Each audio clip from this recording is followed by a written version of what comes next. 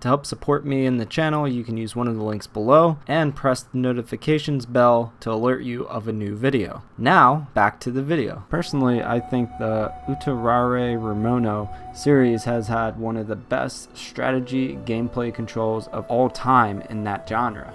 Well, this Tamsoft and NIS America created game is completely changing the series' gameplay formula. Is it as good of a hack and slash as other games? Let's find out in this review. One thing that I loved and hated about the Utawarerumono series was its extremely long and visual novel sequences. The stories that were told were always good and it felt like it would never end. I think it took over 80 hours to complete the last game. These are games that you could literally play for months. This game is a reimagination of the story of Haku, a man with no memories, and the great conflict that consumes his homeland. So in short, this is a retelling of Haku's story, which started in the game Utawarerumono Mask of Deception. Haku will awaken with no memory or recollection of anything that has happened. Amnesia. Like many Neptunia games, this game starts with the protagonist forgetting many things. Kuon from previous games discovers Haku. Not long after meeting some of our characters, you will begin fighting many monsters and play tutorials.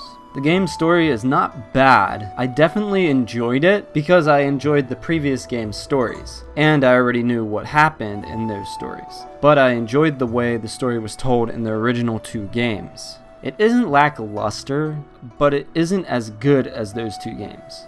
It's like they are fast forwarding through the old game's story. If you do pick this game up, I'd play those games before this one, because there will be spoilers from those games. Also, you won't understand who all the characters are unless you have played the other games in the series. This game might be a retelling, but it only briefly talks about every character. Some characters are introduced, but it doesn't go into every detail about them. You don't get nearly as close to each of these characters. I miss the longer dialogues and cutscenes. This is more of an action game. It doesn't move as slow as previous entries in the series. This might be disheartening for some fans. The most disappointing thing about the story is how short it is.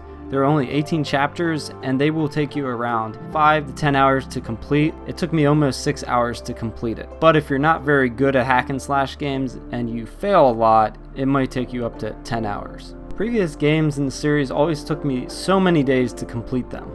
The gameplay for this game in the series is not a strategic game. It is now a Warriors-esque hack and slash game.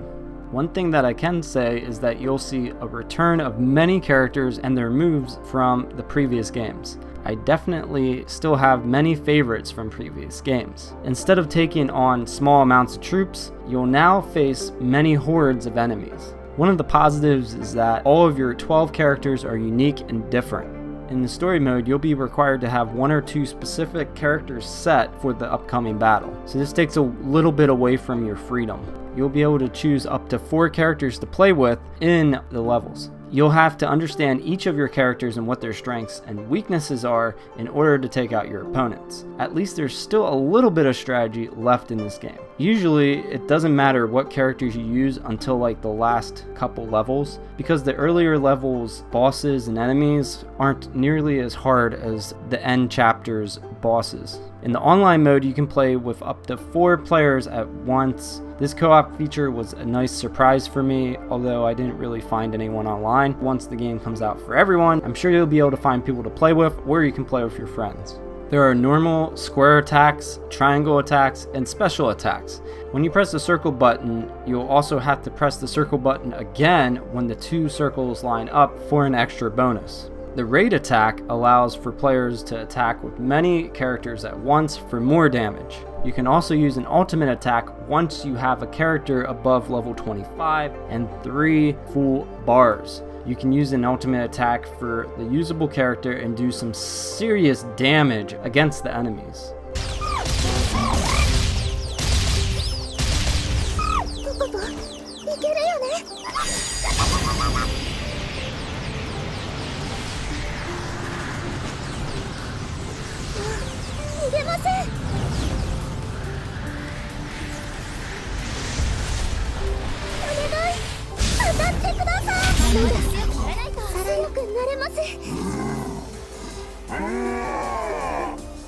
One last thing that I really liked is that you can switch players on the fly. This enables the ability of using more than one character on the battlefield. I actually didn't mind this gameplay at all. It's just that I really like the strategic turn-based style of the previous games. I hope that the prelude to the Fallen will bring it back. I really miss that gameplay. By using the obtained sen from playing the game, you can acquire many different equipments like scrolls, costumes, and strategy books. In equipment training, you can only train for one piece of equipment or train for 10 pieces of equipment all at once for a reduced cost. This and the customization systems are nice and all, however, they are not nearly as complicated and as in-depth as the previous games. After becoming familiar with the previous game systems, this one seems like the developer took a step backwards. In free mode, you can play missions with no connection to the story. There are a lot of missions, and you can obtain bonus points to strengthen your unit's stats, as well as receiving sen for equipment training. As you progress through the story, more free missions will become available. After achieving certain conditions set during the game, you will obtain different colored character costumes, items to change the in-game background music, and more. Military medals also can be collected. Once you earn enough and fill in the spaces on the medals board, you can gain additional rewards. One thing that I wanted to add to the video review is for Rulutia. Her character and Kokopo are really fun to play as. They're like a tank, so if you want a strong character, you should use her. I already knew some of the characters, so I knew who I wanted to play as. I did try to diversify it a little bit in some of my gameplays, but I always came back to her. She is a really strong character. I wanted to mention her one attack is really fun to watch, and it's just addicting. I'm going to show when you're running her attack right now. It's really funny. いつも前線に駆り出されてるだけあって手強いぞ。一人で突っかかるとやられる。みんなで攻撃するんだ。ハクもようやく一人前になってきたかな。早くそいつらを殺せ。出ないとどうなるか分かってるだろうな。まあそこで見てなって。